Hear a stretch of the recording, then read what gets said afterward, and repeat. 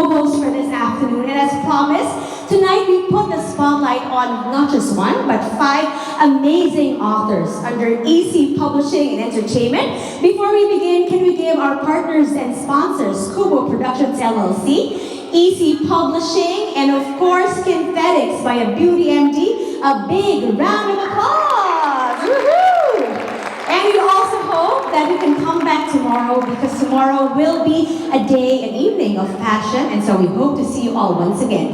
My name is Mary, and as mentioned, I'm so honored to be co-hosting and sharing the stage with such a wonderful, wonderful lady. She is a renowned radio host, MC, voiceover, and presenter. And of course, she is our main host for this segment. Please join me in giving a big, warm welcome to the amazing and beautiful, all the way from Washington, D.C., Miss Suzanne Lynn. Let's give her a big hand. Hi, Suzanne. Check, check, check, check. I don't think I'm right. Yeah, this is yours. Thank you so much. I'm so glad that you're here. Can you believe that we are here in New York City, the energy where magic is meeting our authors and their amazing stories. You're the best. We are so glad that you're here. Thank you. We just ask, would you please consider setting down any stress that you have from this week? Yeah. Did anybody have a stressful week? Thank you. Put it down, because these authors have spent a lifetime pouring their hearts, their lives, their imagination, their love into their work. And we want you to enjoy it. We want you to soak it in. Let it become part of you, because I guarantee those problems that you set down right by your side, they're going to be able to be picked up by the end of the event. But for now, enjoy the ride, be inspired, and enjoy the world through books. Thank you.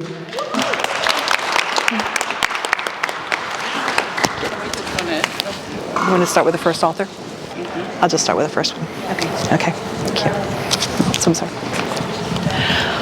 Our first author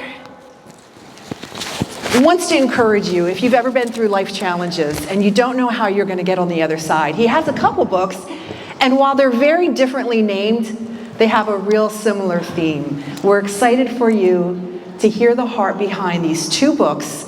We're going to bring the author up in just one moment. Come on and join us. Yes, thank you. Okay. Oh, so let's start. Thank you.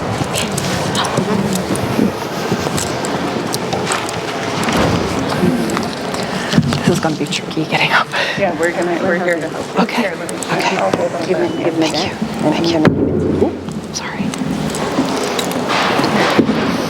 Everybody look away.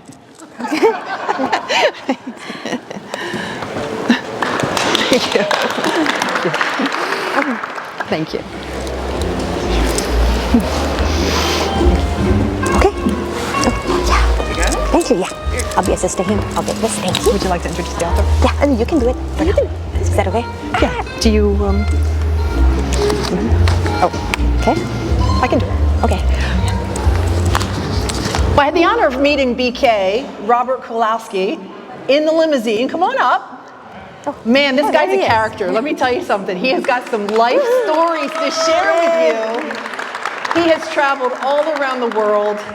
And while his books are named very differently, they really have a similar tie-in message. JC is a heroine story. If you feel like challenges have been too much and you didn't know how to rise above it, this guy's message is just incredible. He also has a book that he wrote about Busco, and that is a dog that he met in Portugal. So I can't wait to hear how these all tie in. Welcome. Hello, BK, we're so glad that you're here. Let's have a seat. Yeah. Oh, yeah. Oh, you're the star. You sit in the center. You can stay in the middle. You sit in the middle. Yeah. Yeah, it's on. Perfect. Thank you. All right, so Robert J. Kowalski, I go by BK. Oh, no, just try this. Thank you. Robert J. Kowalski, I go by BK. Just make it easy to Okay. remember. So I hear a lot of it, have it your way, that kind of thing. Tell us about the 2 books, because they're really tied in, even though they have 2 different titles and seem like 2 very different topics. Tell us about the heart behind them that makes them tied in. Real quick, I do want to thank everybody. EC, all the sponsors, I want to thank all the people in the back, the sound people, the lighting people. They make these words. Thank you. Absolutely, I see. yeah. And that's a lot about what I believe and what I write about is being seen. We all want to be seen. We all want to be loved. We all want the same things. And there's a lot of shadows that people are lost in. And I saw it on the way here with homeless and stuff. So I'm just trying to get talk about that. Talk about loving each other. I'm a 60s hippie kid. And peace and love. So those are important things I carried my whole life. So my books have that theme. Well, talk about Busco. Let's start with Busco. Busco. Busco. Busco is, I was in Portugal with my wife, and we were staying at a castle. And I love history, the Knights Templars, and I was kind of researching all of that period, which I think is fascinating. And I met a stray dog. And the stray dog and I bonded immediately, so I bring food to him every night. We'd walk this historic garden. And I found out later, which is really kind of interesting, is Busco had that kind of vibe, that two things. Busco's a story of a lost dog, lonely, doesn't know if anybody sees him, and a little girl who moves schools. And she feels not belonging, gets teased a little bit, doesn't know how to fit in. And the dog angels bring them together. And so it's a good happy story. So that's kind of the basics of Busco. But I found out later, Busco means in Portuguese to wander or to look for. Yeah. I didn't know that when I named him Busco. Oh, that's so those are the kind of things where you're telling some story you're supposed to tell. That's very divine, And yeah. so, that's Busco. And I want to show you Busco. Oh, that's so cool. So like, to our Latin-speaking friends here, so like what he was saying, right? When you say Spanish, está buscando, right? You're searching for something. So that's a very, very apt name indeed. Hey, Busco. Oh, Busco. And BK, would you just quickly share That's so the cute. dream that you have for children to be able to get this, to help them through a difficult journey? Oh, there it is. So cute. Oh. So my dream, and I'm working on right now, little discussions with Karina. It's at corporates, but I'm looking to get a corporate sponsor. I'm going to get 2,500 of these put together, the book, the plush, and a printed bag with whatever the name is on it, to give it to kids who are stuck in long-term care in these hospitals, which I've visited. I've already donated 2,000 books on my own. So I'm kind of taking it as far as I can without help. But I just been in there and read to kids that are trapped for months with various reasons, and just give them some hope and say, hey, Busco was scared. I know you're scared and kind of lonely. Well, he was too, and it worked out great. It's gonna be great for you. Will you watch Busco for me? Just get their mind out. love So that. that's the goal here. So that's so beautiful. So it's not just reading; it's a whole experience, right? Yeah, thank Something you. to hug. So that's an easy one. Busco's a little less complex than JC. Let's talk about JC. Let's talk about Yeah, this is the one. This is very appropriate being a cathedral and church. JC concept is, I had 12 years of private Catholic education, which I jokingly and lovingly say was about 8 years too many. After a while, very early I got it, okay? And I wanted more, and I needed to learn more. And a quick story is I grew up in a Jewish neighborhood, Polish Catholic kid, St. Leo's. And my best friend was Jewish. His name was Paul, and we played ball together. And it was time to be confirmed, and the priest, we were learning all these things. And I was an altar boy, and the one thing that I learned in confirmation is in studies, the only way you can go to heaven is through Jesus if you believe he was God. Where the Jewish people don't believe he was God, they believe he was a prophet. And I said, well, wait a minute, Paul's my best buddy. If he can't go to heaven, I don't want to do this. And I had this conversation at 10 years old. And they sent me home, and I think they're going to get The Exorcist or something. But I just literally chose friendship, loyalty, and presence rather than ideology or concept. It made no sense that he's a better person, a better ball player. He can't go to heaven, I can't. So that led me to all these questions. So JC, I took that and I created the story where Jesus comes back as a woman. As a feminine leadership, a Jesus. Wow. So it's all about in this town of Serenity, and her best friend is Mary Magdalene, and I retell the story of Jesus, but from a feminine, modern telling point, and the lessons are kind of in there about being a good friend, being a good daughter, being a good community leader, and they play on a soccer team called the Wins Together, and I just try to just modernize the story. And I have a workbook that goes with the book that she was a poet, and an angel saw one of her poems and brought it to God and said, you know what, we need another leader. And Jesus, he was phenomenal. But let's bring another one down. Let's do a woman's. Why not? BK, Why not? would you share just briefly, what do the two books have in common about Busco and JC? Yeah, it's the same message for me. It's a message of compassion. Yeah. You know, just non-judgment. Just you don't know people's stories. It's of loyalty, of friendship, of feeling outside, feeling lost. All these are human feelings. I don't care who you are. Sometime in your life you have felt unseen, more than likely, and not fitting in, and all of those things are real. And if we realize how much we have in common on our human journey, we'll be a lot better to each other and a lot more helpful to each other.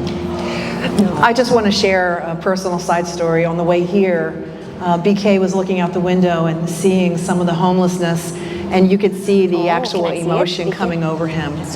And I really appreciated that heart. You know that his stories are true and from his heart and sincere. He's very transparent and real and genuine, and his books are written that way as well. So, BK, we've got to begin to wrap up, but you did have a poem that you wanted to share.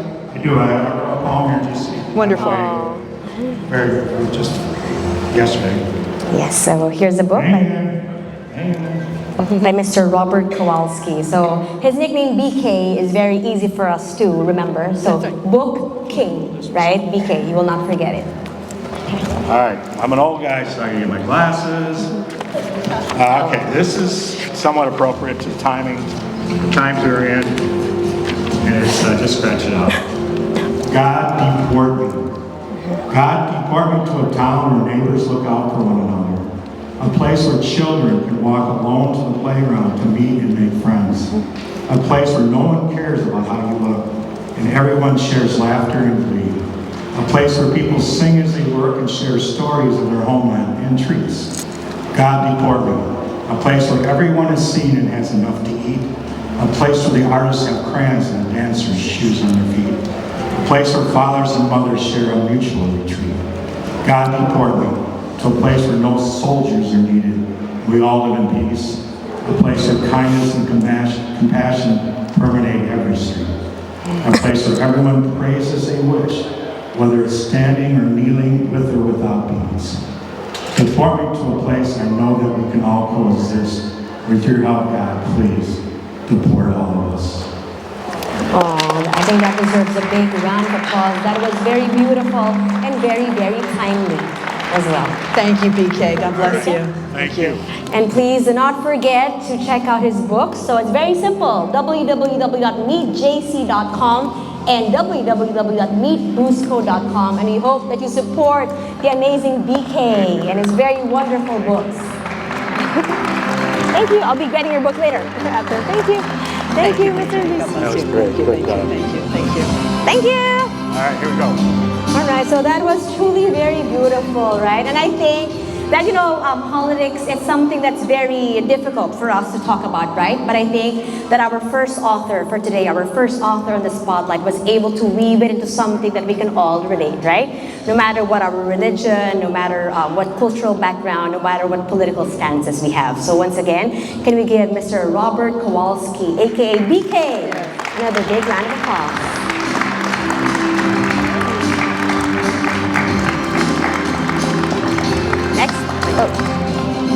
Okay.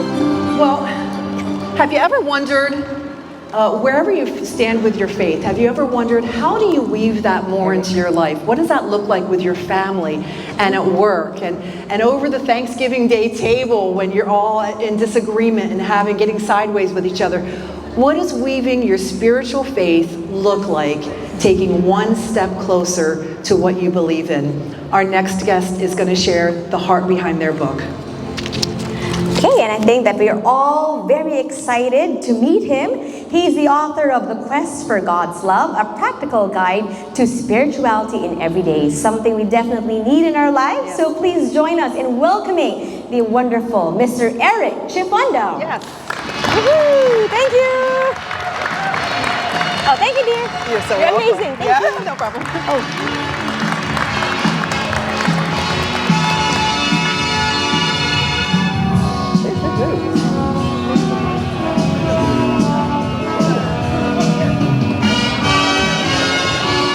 Eric, you made those steps look easy.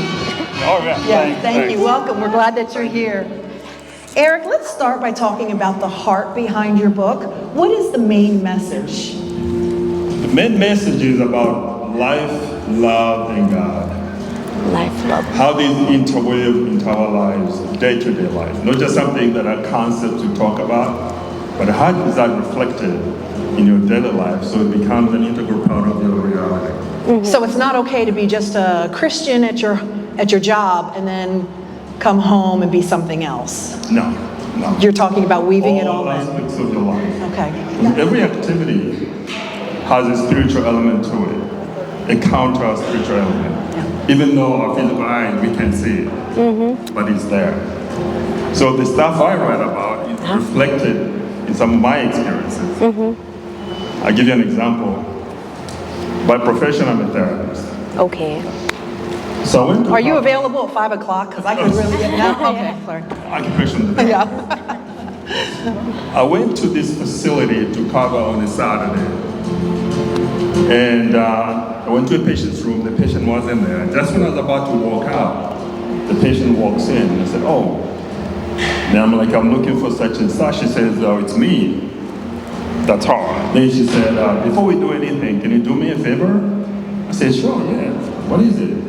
Can you please sign for me? Give me 2 signatures. One, the one you'll be signing for the public, and one, your own personal signature. I was taken aback. What is she talking about? So I did that anyway. Fast forward, I'm at work. A coworker asked me, he says, out of the blue, right? He said, when are you going to write your book? Then I said, what are you talking about? I never thought of writing a book. That's crazy. How did you think like that? And I brushed it aside. Down the road, it was like a seed was planted. Down the road, I started thinking about what he had asked me. I said, why did he ask me? Instead of reflecting on that. And that seed grew and grew, and then I realized that for a long time I'd been writing my perceptions and insights about life, love, and God. You know, writing just in my journal. I said, I can put that stuff in a book format. So I started typing it. And then I get an email. You know, we need more time. Right? I get an email from a publishing company saying we would like to publish a book. Okay. So I said, wait a minute, how did they know I was putting something together to create a book? Then I called him up and said, no, actually, I'm editing and typing the stuff, because I'm very slow at typing, I'm not fast. Then they said, all right, get in touch with us when you finish. A year later, I'm in the gym, an idea it just struck me. I said, I think I'm ready now to publish the book. Yeah. I get home, turn on the computer. The first email was, let's publish a book now. Let me ask you about that book. Yeah. Let me ask you about that. What is the message that you want people to take away from that book that took time and that you feel like God brought you to? I think the message to take away from it is that we are not just our outer selves, our outer identity. A lot of times we identify or define ourselves based on our outer positions, our outer looks, and our outer everything. Right. I should say that with the external aspects of ourselves. But to get to the truth of who you are, you gotta go beyond the phenomena. You gotta go beyond the physical appearances. And beyond that is the true self of who you are. Because you may say you are this, but looking into ego is what you are, but the ego is not what you are. There are 2 selves. There's the ego self, and then there's the soul self. Tell me the difference between the two. The difference is that the ego is the one that identifies with the outer elements and make you think this is what you are. The soul self is the one that you describe it as a happy entity that's above all the materiality, above all the negativity. It's pure, happy, and free by its nature. And once you're working to that level of soul awareness, you discover that inner happiness that's always there, but it's been clouded by your outer stuff, you know? But once you're working to that, you find yourself feeling more balanced. So happiness is a state of momentary balance. So, and to add to that, would you agree like the ego part of us would be like, the sinful, the man part of us, whereas the soul is the one that's, connected to God? I'll agree with that, yeah. The ego that certifies all negativity. But once you begin to purify yourself, purification can take place through things like prayer, meditation. There's also what is called a yu chant.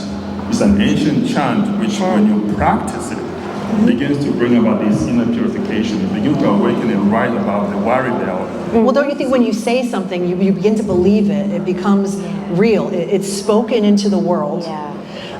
We are starting to have to wrap up, but I do want to ask, give us one tip how to integrate our spiritual journey into life when it's a difficult situation. Okay.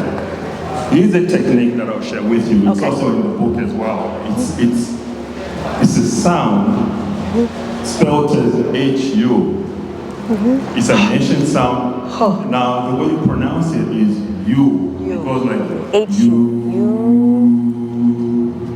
Okay. You repeat that. You do it for like 10 minutes or so. You begin to see a positive change within you. When you 10 find minutes per certain day. fears, certain anxieties, It calms your spirit. you'll find those things begin to dissipate and dissolve, and you feel yourself feeling yourself again, to rebalance and recenter within your inner consciousness.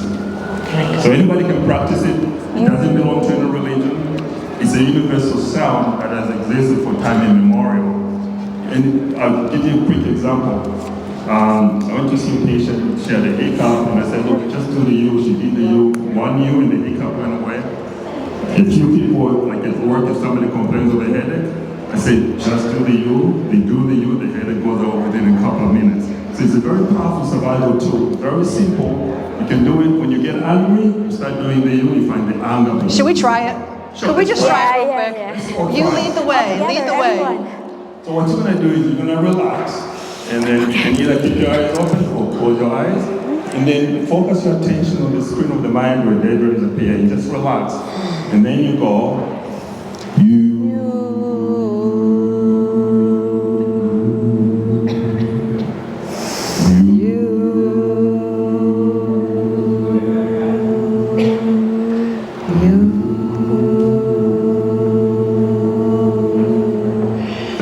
Eric, it feels like there's like a vibration. There's something very spiritual about that. Thank you so much. I know, and we are in a cathedral after all. Thank you. Wonderful job. Thank you. Thank you. Thank you very much, Eric, and we hope that you all support. Like, he has 4 books right there. So again, this is all about bettering ourselves and, of course, learning from amazing authors like Eric and, of course, earlier Mr. BK. Okay. And if I'm not mistaken, I believe the 3rd one is that on video. Oh, the video? I believe so. What's that? It's an intro video. It's, yeah. Oh, intro. but he's here, loud. Okay. So are we gonna have, okay. So maybe we can direct our eyes to the screen? Yeah, on the screen. Okay. If you love epic adventures, mysterious ancient secrets, you're going to love the next author. Please check out the screen. Well, if you love epic adventures, you love mysterious Albert ancient Lynn secrets, and you want the thrill of discovering humanity's true destiny, then you are in Albert Lynn Clark. My Peter. next author has crafted a science fiction series that will transport you to new worlds and, well, pretty much challenge everything you think you know about the past and the future. Welcome, author of Ancient Destiny series and science fiction author of the new Albert Lynn Clark. Albert, we're so glad you're doing this today. So he's not here.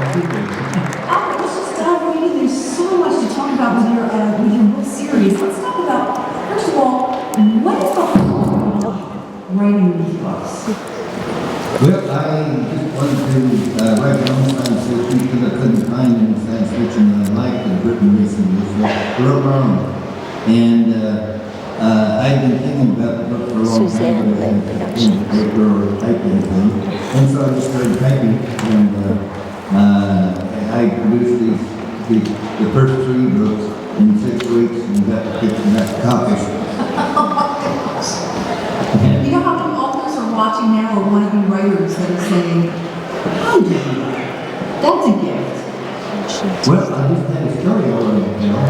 And so I just started typing, and I was surprised by the experience. It's like reading a brand new book for me.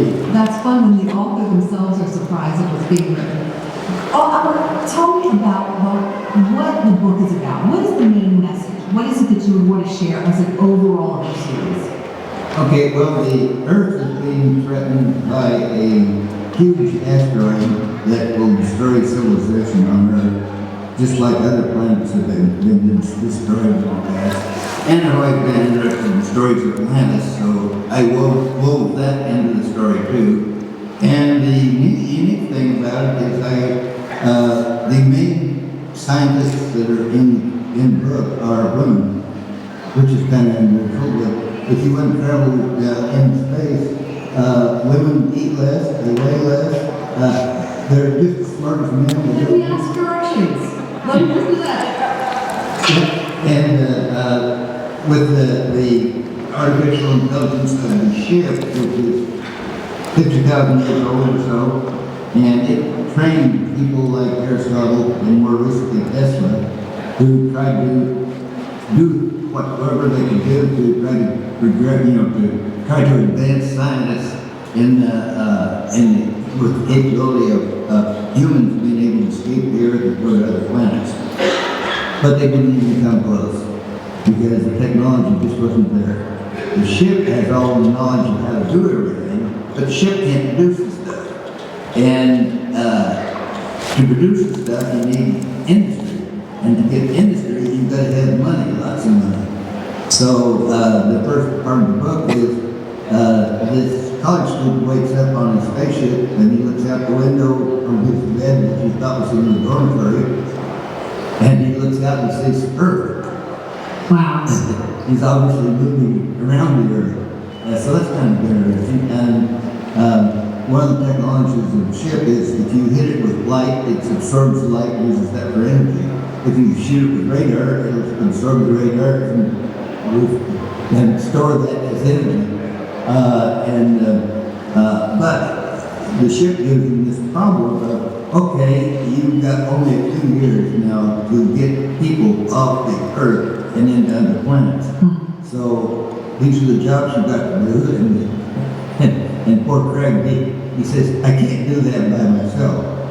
And the ship says, well, this ship was created long ago, back when women were concubines. And they had no value. So, and Craig says, well, okay, I'll take women. I see there's 7 chairs at the dining table. That means I can have 6, right? And the ship says, yes, that's correct. So the ship helps them find other college students that are top of the field, like somebody studying astronavigation, trying to navigate through the stars. But they're only, in their early 20s, and they have already got the PhD. So that's the kind of people I need. There's so much, we're just scratching the surface, and unfortunately we're running out of time. Do you have any final thought that you want to share? Do you want your readers and your fans to know about this book series? Yeah, the whole idea is... Suzanne, how many books in Total, 3 total. And women need to Peter be very Packer. important part of that for things that are... He's also video. He's also video. Peter. Oh, that's Peter? Next one. And that's him? Same thing? The next author is video also. Oh, yeah. And so he goes and then Rosie is here. Rosie. Go out with him and they All 3 video. have to explore space and find planets that are suitable for human habitation. And in the meantime, they got to develop science to be able to have colony Straight performers. with enough people and equipment on the ship to actually create the colony. And 450. Before the interview started, you had said you thought about writing this back in the 70s and just didn't have the time until you retired.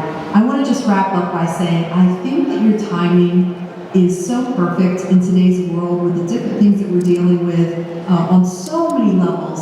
I am glad that God brought you to write this at this time because it seems like the perfect fit and the perfect time. So thank you for joining us. Albert, Lynn, Clark, And he is, well, I wanted to share more about Science Fiction Author of the Year. It's a big deal. It's the Ancient Destiny series, and we hope that you'll take some time to check that out and even reach out to Albert. Thanks for joining us.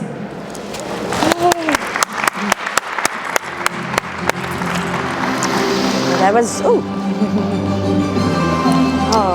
that was really spectacular, even if, our author is not here. Peter's also got video. Yes, so I hope that you guys enjoyed that video, and we hope that, of course, you can check out, especially if you guys are fans of sci-fi, right? I think that's a very good read, and as mentioned, it's a series, and it's actually 3 parts in that book. So everybody still having fun?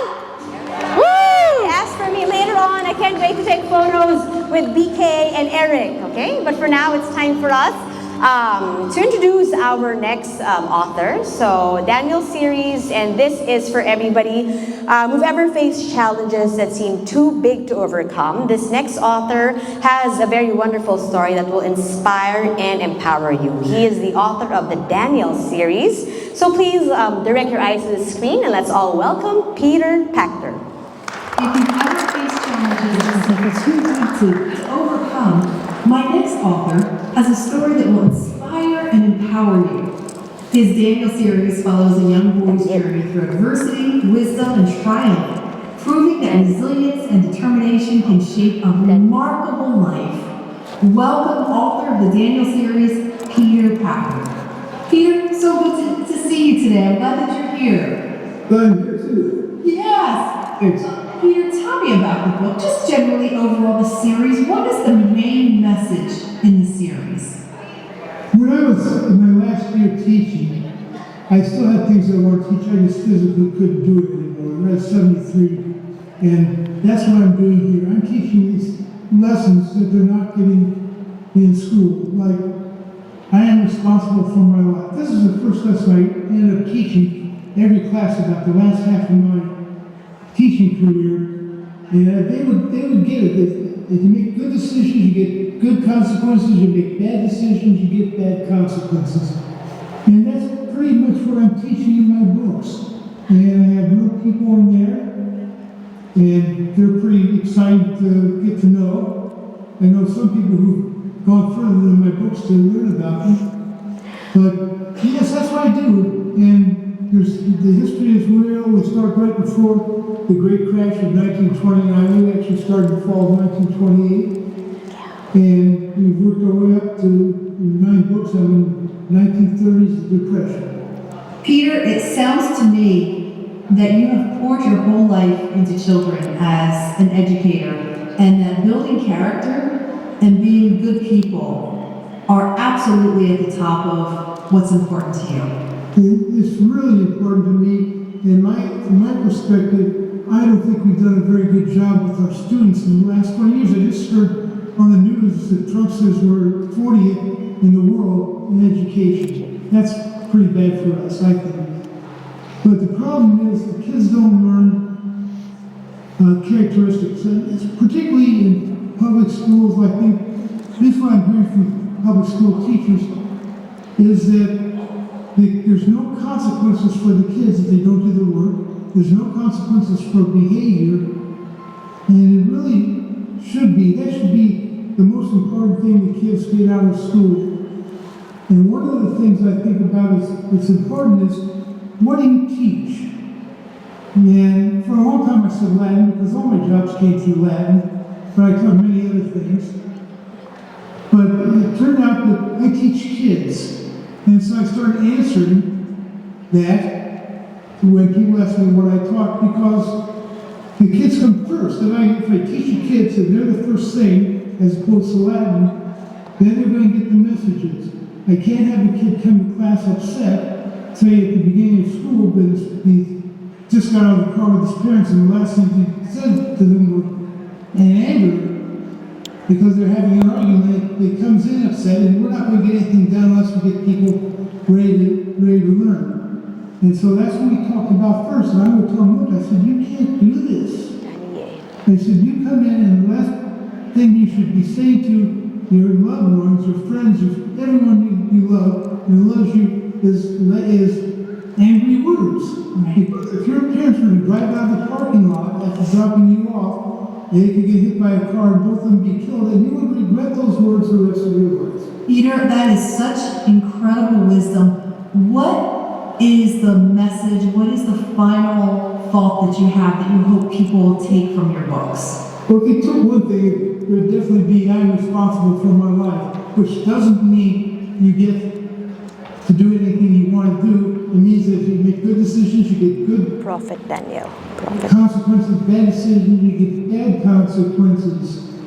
And that's it. But today, it seems to me that we're not rewarding them for good behavior, and we're not doing anything about the bad behavior. There's no instruction in there. When I went to school, I'm old, I'm 81, and when I went to school, My friend, you're wise.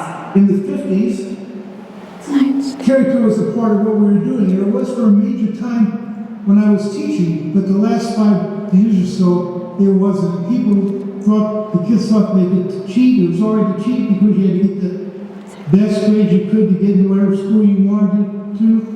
And I've had many discussions with them about this. And it's really important for the kids. And we get kids. There's 4 characteristics of an educated person. 1, you go to school to get knowledge. 2, you learn how to learn. 3, you learn how to represent yourself orally and in a written fashion so people can understand you. But the 4th one's the most important. It's character. Character is the hallmark of an educated person.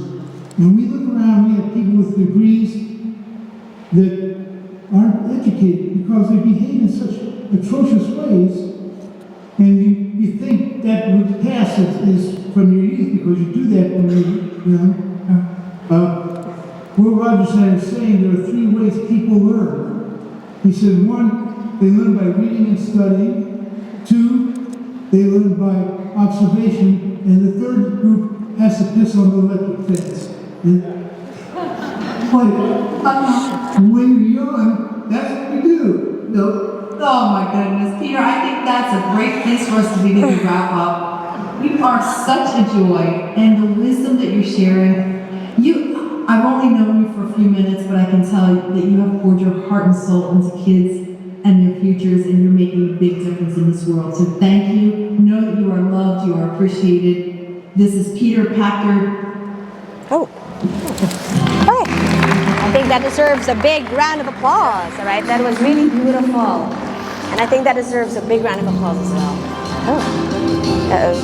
No? Do we have Rosie?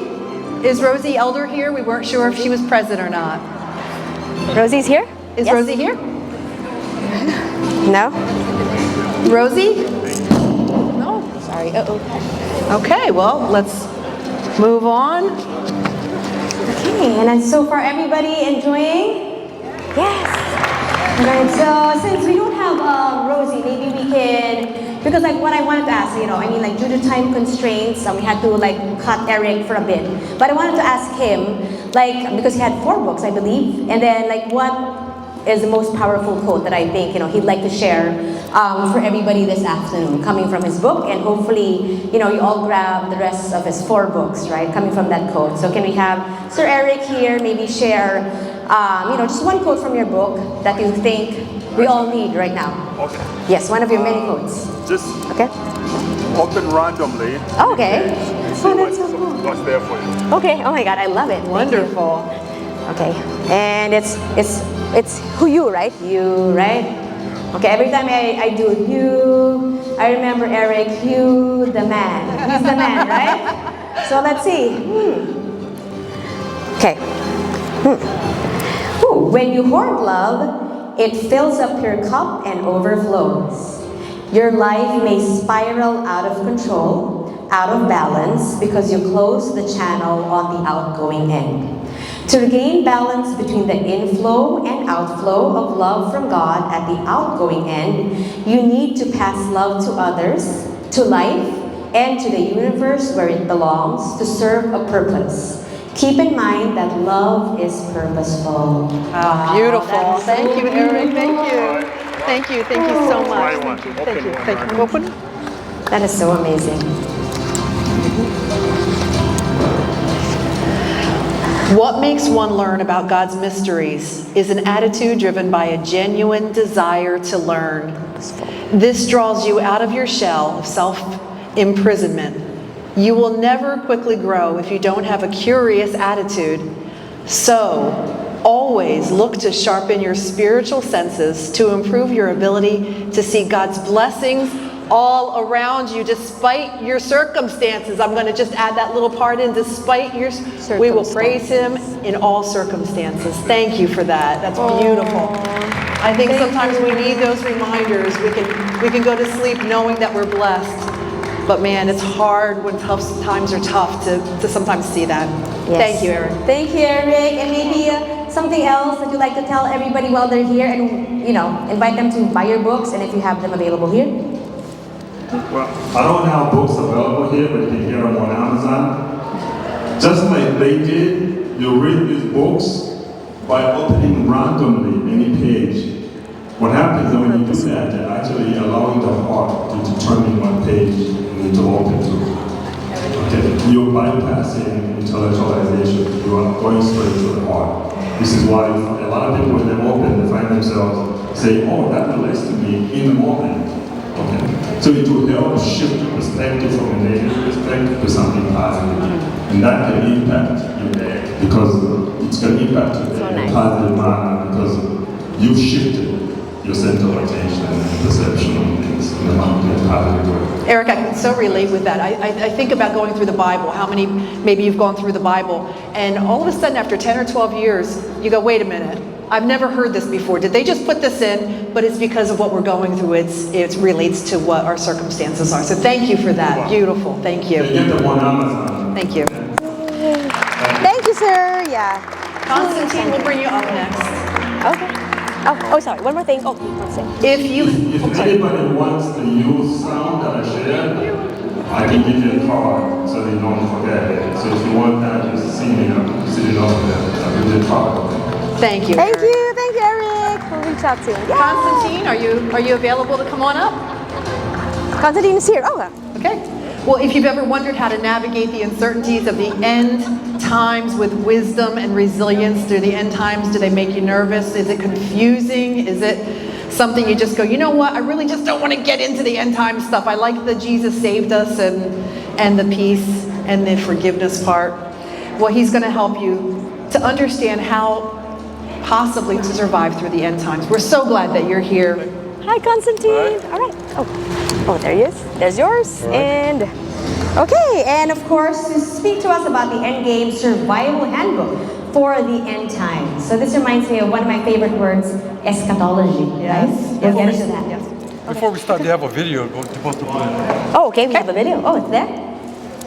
There's a video. So, let's all watch this video. Oh. okay.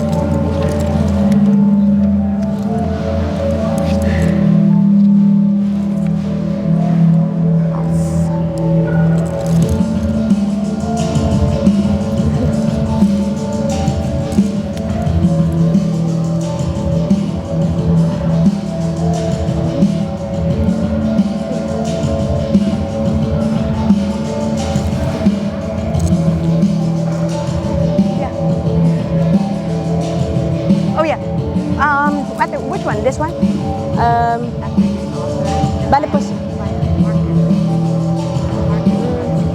Okay. Okay.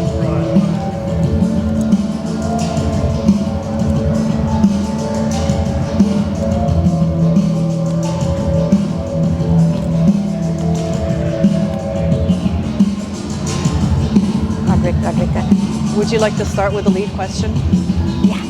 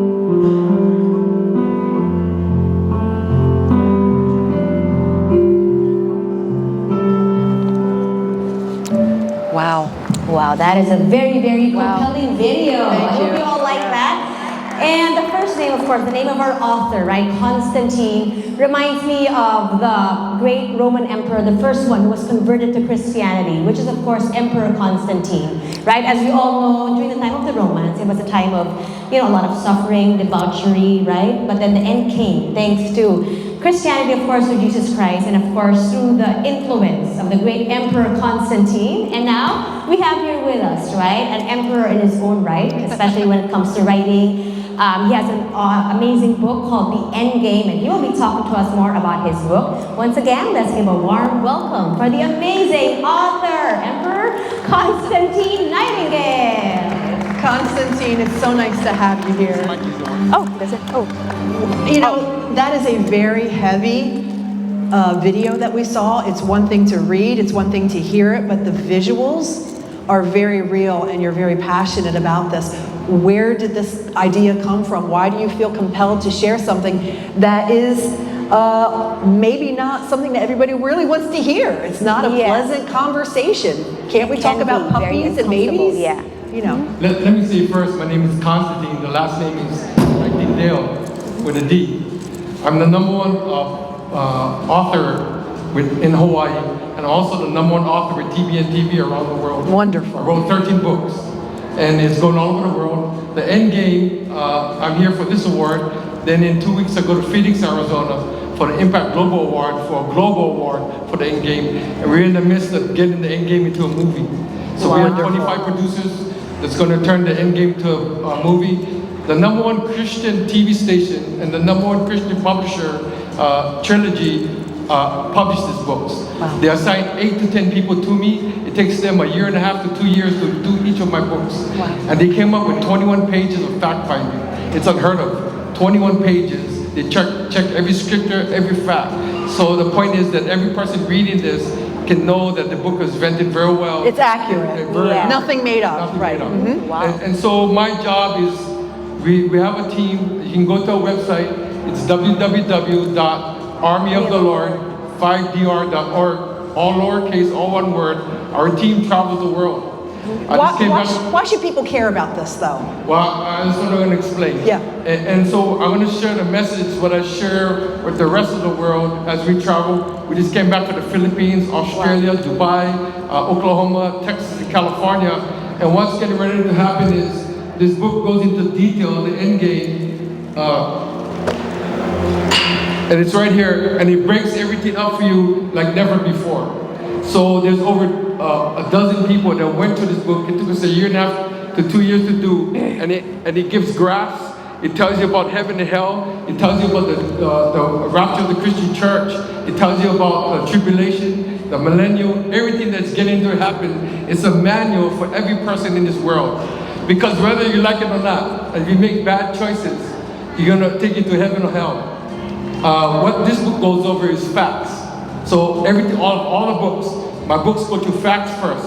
Be it if it's Hinduism, Buddhism, Islam, then it goes Mormonism, then it goes over apologetics. So I'm a social worker for Christ.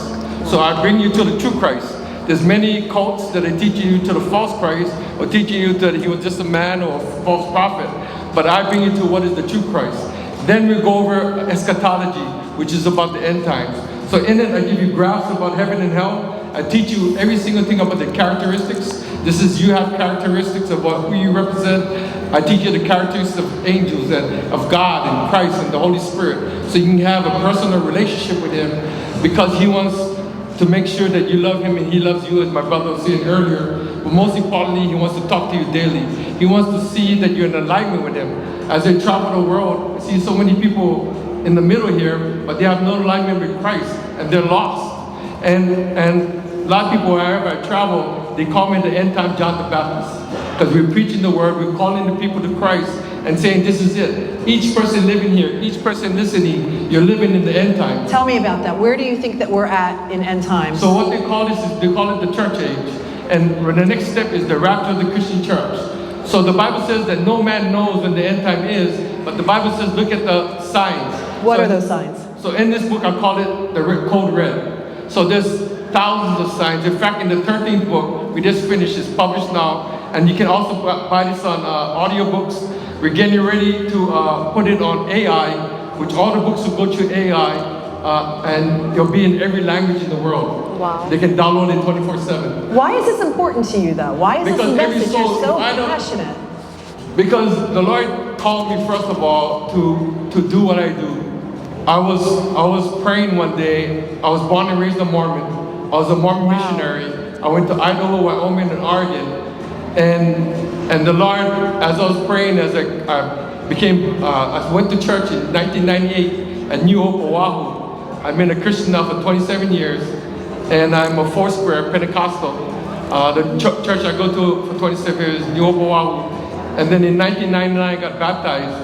And I started studying at the borders in Hawaii about cults. I knew I was a Mormon. I converted to Christianity, so I wanted to understand the difference. But I started going into more detail into all the cults. And so I'm going to explain to all the books. You can see that I give you all the facts. So when people come to me all the time around the world when our team is traveling, they try to say that, oh, this is a fact. I said, no, here's the proof that it isn't a fact. And basically they're making it up and they're misleading people to hell. So the bottom line is, we're at the church age right now. The next step is the rapture of the Christian church. What that means is half of the church, there's a parable in the Bible that says the parable of the 10 virgins. That represents, the number 5 represents grace. The number 10 represents judgment and completion. Jesus is saying is half of the church around the world will go to the rapture of the Christian church. The other half will be left behind. Either they're not going to church, either they got a bad attitude, they're not paying the tithing, they're not reading the Bible, whatever it is. For sure, all the cults that cover in the book will be going to hell. No ifs, buts, or whats. And I prove it factually. The Bible is clearly saying that they end up going into hell. So my job as we travel around the world is to teach people true facts. Just like if somebody hurt your loved one and you went to court. If you went to court, would you want them to lie to you and give you unfacts? Or do you want the facts? Absolutely. So that person is put in prison? The same thing for Christ. Yeah. Another example is, I get this question all the time to me is, why, like the Pope is saying, or Oprah Winfrey, or a lot of people say, all churches will go up to God. That's totally wrong. In John 14:6, it says, only through Christ you'll be able to go. So just as you were to come to my house, I wouldn't let you in if I didn't know you, but I will let you in if you have because I have the authority to let you in my house. Same thing for heaven. Christ has the authority to let you in, and if you're not following what He said upon this earth, if you're in a cult, if you're in Mormonism, Jehovah's Witness, Iglesia de Cristo, Near Cristo, or whatever it is, Buddhism, Hinduism, the books go over them all, and then it can take you into the wrong direction. Yeah. And that's Satan taking you there. Constantine, we have so much we want to cover. We do have to start to bring this airplane down a little bit. But what are some final thoughts? What is it that you want? What is that one message that you hope someone takes away from this? Well, let me go over this quick. If you don't mind holding the mic so I can show this. Okay. And I just So this is have the to- 13th book. Oh. This is the 13th book. It goes into detail of the next 6 years. By 2030, by 2028, May 14th, Israel becomes a state. They reach 80 years. The number 8 means new beginning. You put 888 in your phone, it's the number for Christ. Many Christian scholars are saying that could be something big happening in the church. 80th anniversary of Israel. If you look at the world right now, the food shortages, that video I showed you of things that happen around the world with nuclear, with AI and so forth. So this looks at the Jewish calendar and goes into the detail for the next 6 years. For example, the World Economic Forum believe that in 2030 that there will be a one world government. And so what will happen is, to answer your question too, there's getting ready to be a financial crisis around the world. And what happened is Hitler, before he ran 10 years to become Chancellor of Germany, there was a financial crisis and the people of Germany voted him to become Hitler. It'll be the same thing for the Antichrist. There will be a financial crisis around the world. They're going to lead to a one world government run by the Antichrist and the false prophet. Is that what your message is that you really want to take away? That's the very good. Get ready for that. Constantine, thank you so much. Just a quick thing is, this next book is on Hinduism. This next book is on the army. If you're looking for what the Lord is calling you to do, this is on being an atheist. This is on Islam. This is on the end game of the sheriff. This is on gangs and Jesus. Anybody in prison or in trouble, bad girl, bad boy, you need help. This is on Mormonism. This is on Jehovah's Witness. This is on cults and witchcraft, which is happening today. This is on Buddhism. This is on Scientology and Illuminati. This is on horoscopes and occults. So all these books cover any subject you need around the world and any cult. You'll be able to get trained and learn. Constantine, thank you so much. I love your heart. Thank you for your passion. Thank you so much, and congratulations on your amazing success.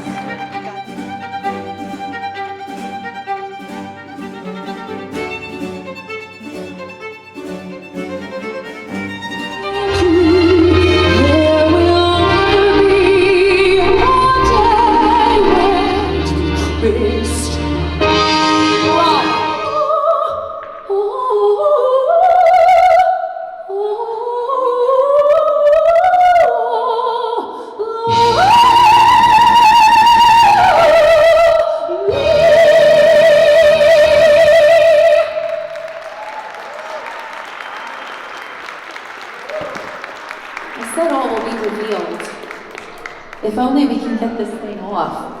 Okay, there we are. Hello, everyone. So I won't keep you long, I promise. But I thought we'd pick things up a little bit. This next song and the next few songs, and if you feel like this is too long, just kick me out of here. But we're gonna go into a little Wicked melody. Everybody's heard of a little thing called Wicked, right? We're in New York and the movie and all of that, right? Whenever I see someone less fortunate than I, and let's face it, right, who isn't less fortunate than I, my tender heart tends to start to bleed. And when someone needs a makeover, I simply have to take over. I know exactly what they need. And even in your case, though it's the toughest case I've yet to face, don't worry, I'm determined to succeed. Follow my lead, and yes, you too much. All right, now we can stop there, or if you want to go on, we have one more for you. One more. Okay, the same setup. So now for something totally different. This is one of the ballads from the movie, movie and show. Of course, the musical was first. We're kind of going backwards with this. We're going to start with the end, and then we're going to rewind because we have to. I've heard it said that people come into our lives for a reason, bringing something we must learn, and we are led to those who help us most grow if we let them, and we help them in return. I have been changed for good. It will may be that we will never meet again in this lifetime. So let me say before we part, so much of me is made of what I learned from you. You'll be with me like a handprint on my heart. And now whatever way our stories end, I know you have rewritten mine. If you regret it, I hope you're happy in the end. I hope you're happy, my friend. So if you can't find me, look to the western sky. Someone told me lately. Journey through history. Her book brings this courage and resilience of the Underground Railroad to life, inviting you to walk alongside those who dare to dream of a better future. Welcome, author of Come Run With Me, a story of the Underground Railroad, Kathleen Olson. Kathleen, I'm so glad that you're joining us today. Oh, my pleasure. Kathleen, why is this story so personal to you? Where was the seed planted? That happened in 1955. My parents decided they were going to take us to various parts of the country to, introduce us to new foods, new ways of talking, anything you could think of. And we were driving along a country road, and I saw an old shanty with a boy sitting on the porch steps, and he looked so forlorn. I didn't really see his face, he didn't see ours. But I tucked it away and said, someday. And I didn't even tell my kids or their kids. Everybody's doesn't need Nana anymore. So I just said, this is the time to do the writing. Kathleen, you were 8 years old when that message of Martin Luther King resonated with you. Decades later, you're able to do something about it and make a difference and bring awareness to the justice and injustice that was done and the justice that hopefully can be done moving forward. I hope so. What do you hope this book does? What do you hope people, the message